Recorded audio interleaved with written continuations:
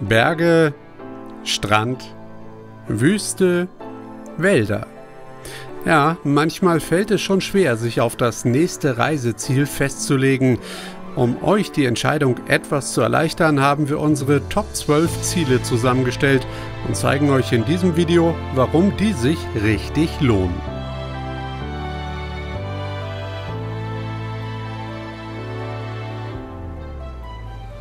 Wir beginnen das Jahr mit buchstäblichen Highlights. Wer einmal Polarlichter sehen möchte, sollte jetzt nach Lappland fahren.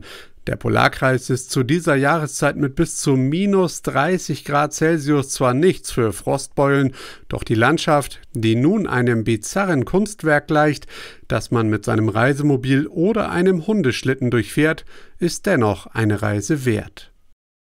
Um diese Region richtig erleben zu können, solltet ihr allerdings nicht nur eine gute Heizung und warme Kleidung im Gepäck haben, sondern auch euer Fahrzeug mit guten Winterreifen und Schneeketten ausstatten. Wer mit Gasheizung fährt, informiert sich am besten vorher, wo er seine Flaschen tauschen kann. Wer eine Tankflasche hat, kann vereinzelt an LPG-Tankstellen bunkern. Auch genügend Zeit sollte man mitbringen, denn allein die Anreise nimmt mehrere Tage in Anspruch. Wer beispielsweise von Deutschland aus nach Trelleborg oder Malmö übersetzt, hat nach der 8-stündigen Fährpassage noch rund 2300 Kilometer Fahrstrecke bis Tromsø vor sich. Dabei nicht zu unterschätzen, Kälte und Dunkelheit verlangsamen das Reisetempo. Im besten Fall habt ihr vor Ort noch einmal 2 Wochen Zeit, um gute Chancen auf Polarlichter zu haben.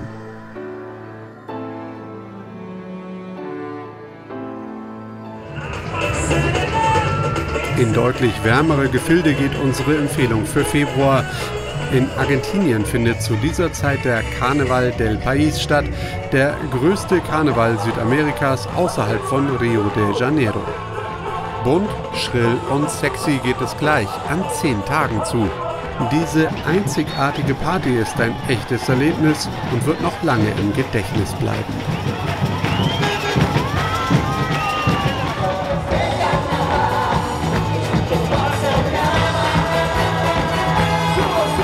Die wichtigsten Häfen Südamerikas, wo Globetrotter ihre Fahrzeuge in Empfang nehmen, Zárate und Montevideo. Sie liegen weniger als eine Tagesreise von der Karnevalshochburg Gualeguaychú entfernt. Wer also mit einem Donnerschlag in seine Panamerikaner-Reise starten will, legt gleich hier einen Stopp ein. Aber Achtung, die Campingplätze der Stadt sind dann fast ausgebucht und extrem teuer. Es gibt aber genug Gelegenheiten, freizustehen. Für den Karneval und die direkte Umgebung sollte man sich ein langes Wochenende Zeit nehmen. Im Nordosten Argentiniens zwischen Buenos Aires und Iguazú kann man dann leicht einen Monat Reisezeit verbringen. Tipp: ein Besuch in den Esteros de Liberá, falls es für das Märzziel nicht reichen sollte. Ein gutes Stück weiter nördlich von Argentinien, nämlich im Dreiländereck Bolivien, Paraguay, Brasilien, liegt das Pantanal. Im größten Binnenfeuchtgebiet der Erde ist jetzt die Regenzeit vorbei und alles steht unter Wasser. Das bedeutet nicht nur für Offroad-Fahrer manche Herausforderung, auch mit dem Boot lassen sich jetzt viele tolle Eindrücke sammeln. Aber Vorsicht, die unzähligen Brücken im nördlichen Pantanal sind nicht für schwere Lkw geeignet. Bis dort alle Holzbrücken gegen Betonbauwerke ersetzt sind, wird noch einige Zeit vergehen. Bis dahin gilt dort ein Gewichtslimit von 7,5 Tonnen. Faszinierend, mit über 1000 verschiedenen Tierarten gehört das Pantanal zu den artenreichsten Regionen der Welt. Allein etwa 35 Millionen Kaimane fühlen sich hier wohl. Wer das Sumpfgebiet besuchen möchte, sollte das allerdings gut planen, denn ein kurzer Abstecher hierher klappt eher nicht. Von Montevideo aus sind es noch 2500 Kilometer Fahrt, von den Iguazú-Wasserfällen 1000 Kilometer. Mit einer langen Anfahrt muss man also aus jeder Richtung rechnen.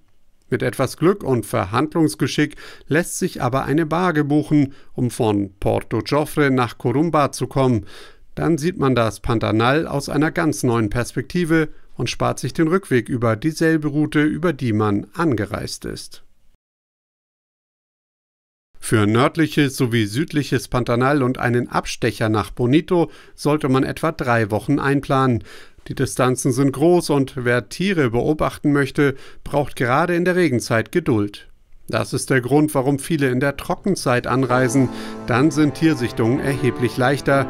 Die Region verliert dann aber auch ihr besonderes Flair. Wenn auf der Nordhalbkugel der Frühling in greifbare Nähe rückt, empfehlen wir eine Reise ins südliche Europa, genauer gesagt nach Sizilien. Die Insel ist jetzt in ein Blütenmeer getaucht und bietet angenehme Temperaturen, ist aber noch nicht mit Touristen überlaufen, denn der April liegt noch vor der Hauptreisezeit der Italiener. So kann man ganz in Ruhe die Küsten, die Städte und den Ätna entdecken. Auf Europas größten aktiven Vulkan kommt man aber nur mit einem Guide und auch nur, wenn es seismologisch unbedenklich ist. Wer die Insel mit dem eigenen Fahrzeug erkunden möchte, kann mit verschiedenen Fährverbindungen aus Italien übersetzen. Für die Anreise sollte man dann etwa 2 bis 3 Tage einplanen. Als Aufenthaltsdauer empfehlen sich mindestens 14 Tage. Wer sich aber dem Dolce Far Niente ergibt, bleibt auch gerne einen Monat. Auch im Mai sind wir reif für die Insel, nur für eine etwas weiter südlich. Auf Madagaskar ist jetzt die Regenzeit vorbei und die sommerlichen Temperaturen bieten ideale Bedingungen, um dieses besondere Stück Erde und seine einzigartige Tierwelt zu erkunden. Abenteuerliche Pisten und abwechslungsreiche Landschaften machen Madagaskar zu einem unvergesslichen Reiseziel. Das eigene Reisemobil nach Madagaskar zu verschiffen ist unüblich und ziemlich teuer. Besser, man mietet sich vor Ort einen fahrbaren Untersatz. Da die Mietwageninfrastruktur extrem dünn ist und Campingfahrzeuge gar nicht angeboten werden, braucht es für eine Madagaskar-Reise allerdings einiges an Vorbereitung und Improvisationstalent. So nahmen unsere Autoren ihr aufblasbares Dachzelt einfach im Fluggepäck mit.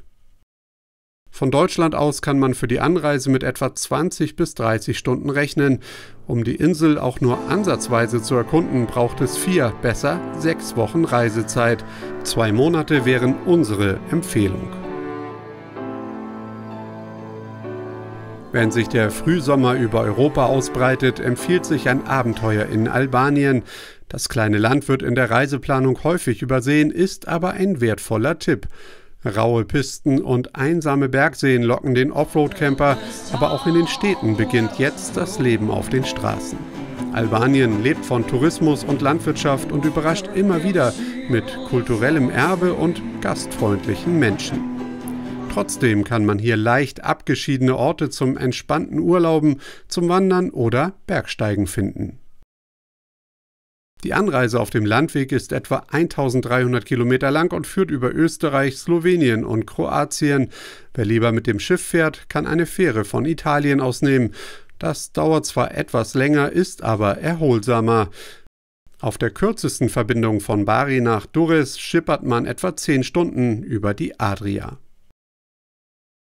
Wer nicht plant, größere Wanderungen oder Sportaufenthalte in den Bergen einzulegen, kann in 14 Tagen einen guten Eindruck von Albanien bekommen. Wer eine 3. Woche erübrigen kann, sollte sie nutzen, um beispielsweise in Tirana noch einen Tag länger zu bleiben. Den Badeorten an der Küste wird man hingegen schnell wieder entfliehen, wenn die Urlaubszeit näher rückt.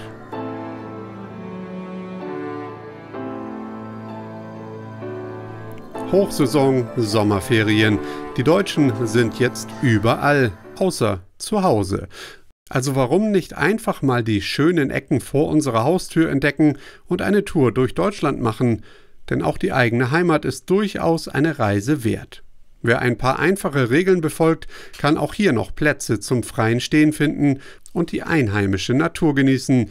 Dazu sollte gehören, nicht länger als 12 Stunden am selben Ort zu parken, um die Anwohner nicht zu belästigen, klare Verbote zu respektieren und die eigenen und vielleicht sogar die Spuren der Vorgänger zu beseitigen.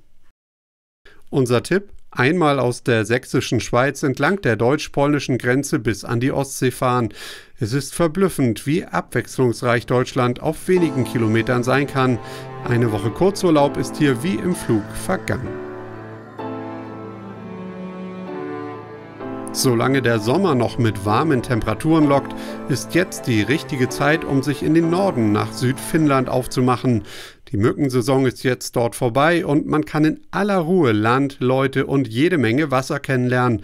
Denn besonders in den Scheren und der Saimaa-Seenplatte lohnt es sich, auch mal auf ein Boot umzusteigen und die Landschaft aus einer anderen Perspektive zu entdecken.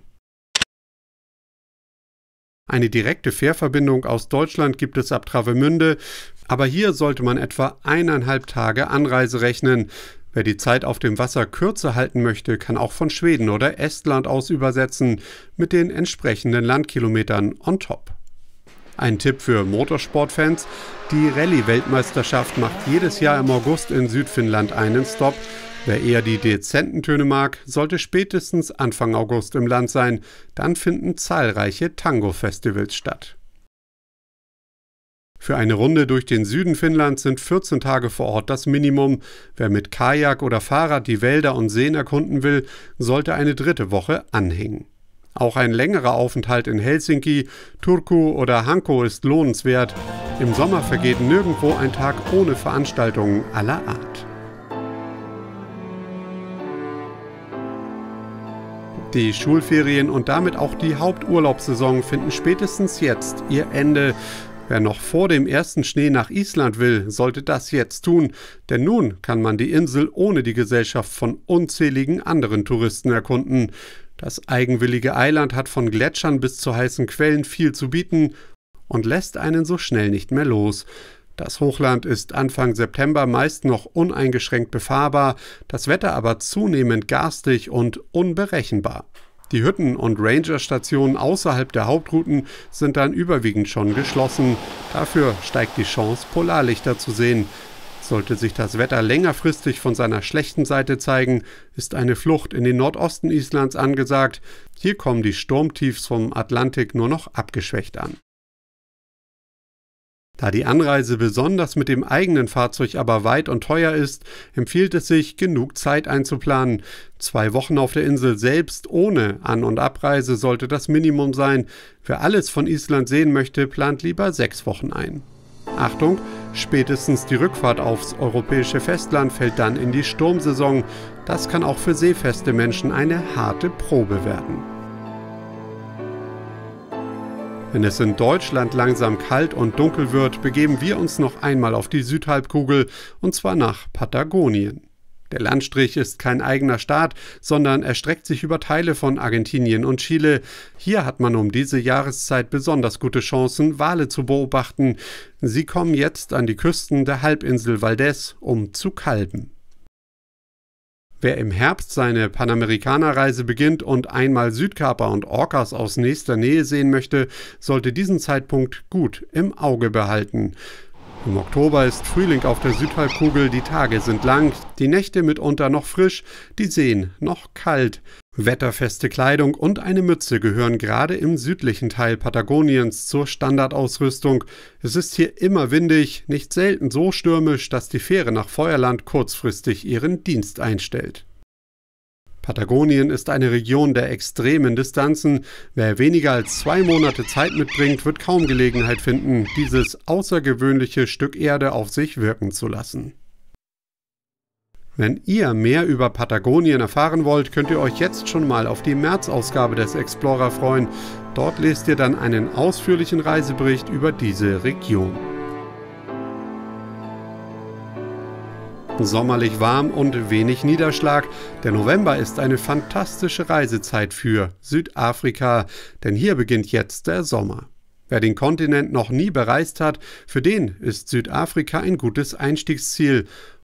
Um in den Nationalparks Tiere zu beobachten, hat man jetzt gute Chancen, denn in der Trockenzeit sammeln sie sich um die Wasserstellen.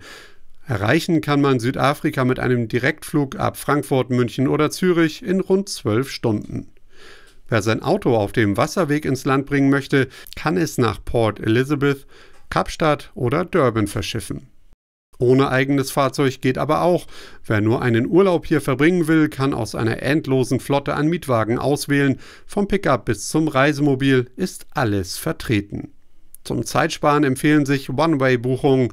So könntet ihr in Kapstadt an- und in Johannesburg abreisen.